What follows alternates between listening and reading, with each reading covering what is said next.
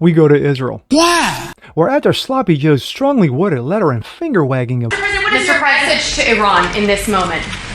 Don't. You are a meathead. Iran said, sure, we'll do. Do it! They launched a drone attack against Israel on Saturday night. What the fuck? Israel slapped them down with the Iron Dome. Now what? I'm Jasper Gonzo, and this is What's Next.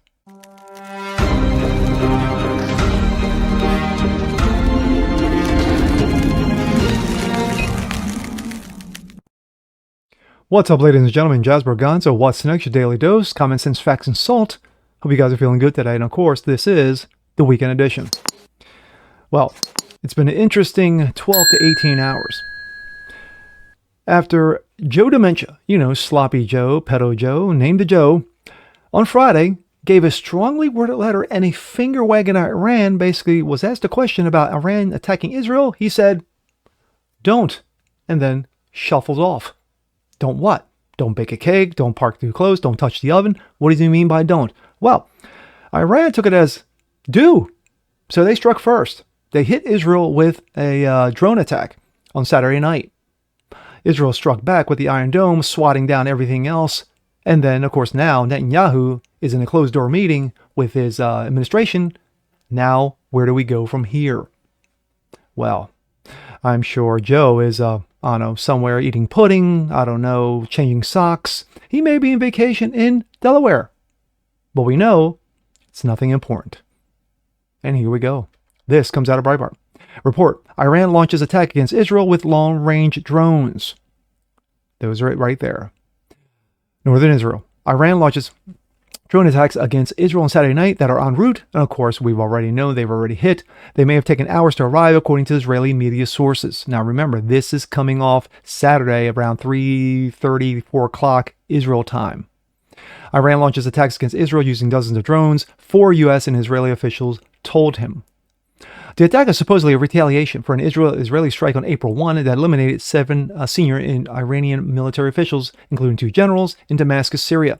Iran has been using its terrorist proxies to attack Israel for decades and accelerated those attacks after Hamas attacked Israel unwarranted October 7th.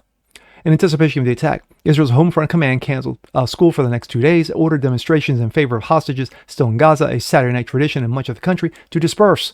Other larger gatherings were also banned. A military briefing scheduled by Breitbart News Sunday morning was also abruptly canceled due to the ongoing attack. It's not clear whether Israel's aerial defense system will be able to manage the drone attack or whether Israel will, as promised, attack Iranian territory in response. Fighter jets were heard overhead of northern Galilee on Saturday evening. The drone attack could mark a dramatic escalation of conflict that has been fueled for 3.5 decades by Iranian radicalism against the West. We go from that to this. This comes out of New York Post. Israel defeated 99% of Iranian missiles and drones with the help of U.S. and an unlikely ally. Goliath meets David Sling. Israel managed to shoot down 99% of the 300 deadly suicide drone missiles that were launched from Iran onto the Jewish state on Saturday night, using an advanced air defense system known as David Sling, in addition to their other array anti-missile capabilities. Of course, that is in regards to the Iron Dome. Israel also had help from the US and the UK and an unlikely Arab ally. Not a single drone or cruise missile fired by Iran and its proxies made it through, according to Israeli media, and only a few of Iran's more advanced ballistic missiles struck Israel. Despite facing a direct attack by Iran for the first time in modern history, Israel appears to have suffered very little damage and only one known casualty so far, sadly, a 7-year-old Bedouin girl. So the numbers are still not 100% clear, but I understand 120 ballistic missiles, around 30 cruise missiles were fired, and 170 explosive drones, explosive UAVs that were en route, Israeli military spokesman Lieutenant Colonel Peter Lerner told CNN. About 40 rockets were also fired from Israel into Hezbollah from Lebanon. The same type of munitions that have been given to the Houthis, the same types of munitions that are being used against Ukraine. Gee, surprised? No. Israeli Defense Forces, 300 plus launches, 99% interception rate. This is a breakdown of Iran's attack last night. And of course, that is the overall breakdown. While the Iron Dome is famous for shooting down rockets fired from Hezbollah and Hamas, it took much more advanced anti-missile systems to intercept the huge barrage that Iran sent to Israel. Nearly all the threats of Israel intercepted were shot down by fighter aircraft equipped with air-to-air missiles, or by David's Sling, in which air defense system is used to track down and eliminate drones, and medium-range missiles, or by Arrow 2, Arrow 3 missiles, which are designed to destroy ballistic missiles in space, according to the Jerusalem Post. Footage of the attacks shared by IDF or on X show fiery missiles soaring through the air before being shot down. Hundreds of the most powerful missiles and drones directly at millions of Israelis. Iran has been attacking Israel for the past 45 years by ordering its vast proxy network to do it for them. Iran used to hide their terrorism behind other terrorists. This is no longer the case. Iran has come out of the shadows to expose their true face, the face of a radical and irrational regime that wants to end the entire free world, directly launching a coordinated attack with missiles and drones at Israeli civilians. Absolute bullshit, man. Absolute bullshit. This attack shows Iran's true colors.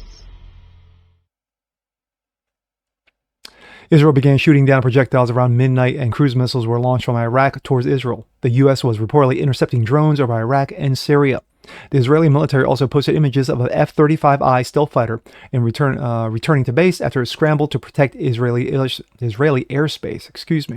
The U.S. designated fifth-generation fighter jet is capable of firing air-to-air missiles that can take out drones and missiles from many miles away, beyond the visual range of the pilot.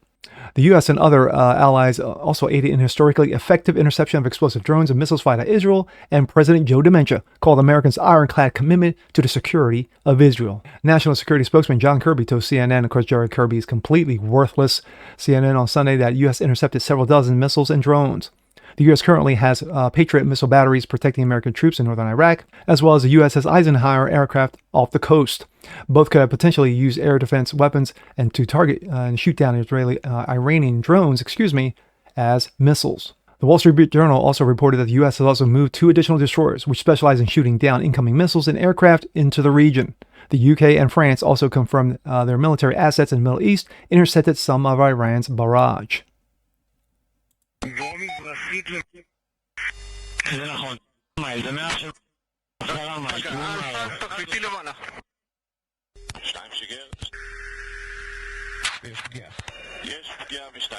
I mean, their defense systems are unbelievable.